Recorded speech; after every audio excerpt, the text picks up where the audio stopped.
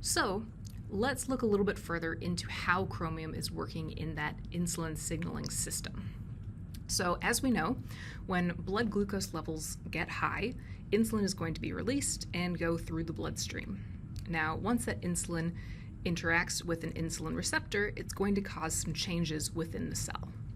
So once that signal is received by the insulin receptor, we're going to start off a signaling cascade inside the cell that's going to ultimately result in the glucose transporters being moved to the cell surface to help remove some of that sugar from the bloodstream.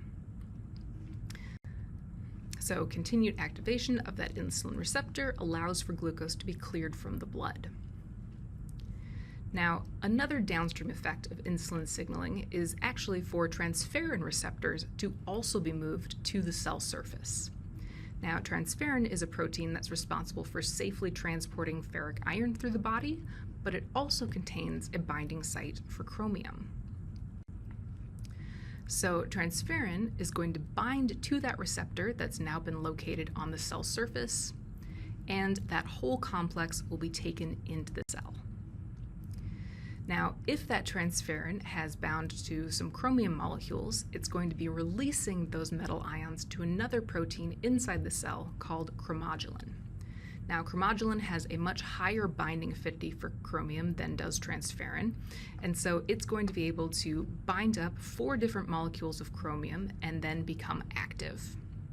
Now, once it's active within the cells, it's going to associate with the intracellular portion of that insulin receptor complex and potentiate that insulin signaling. So it's going to make that signal that we get from the blood insulin even more powerful within the cells, which means that we're going to get even more of those glucose transporters onto the cell surface, allowing us to clear even more glucose from the blood.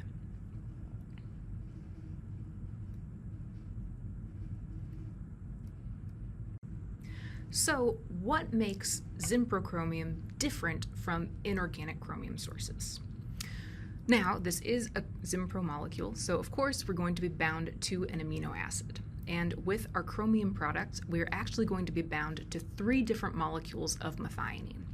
So you can see here our structure. We're able to form 2 different 5-membered rings with that chromium ion, and then the final molecule of methionine is bound in a different way that helps to improve the solubility of our product.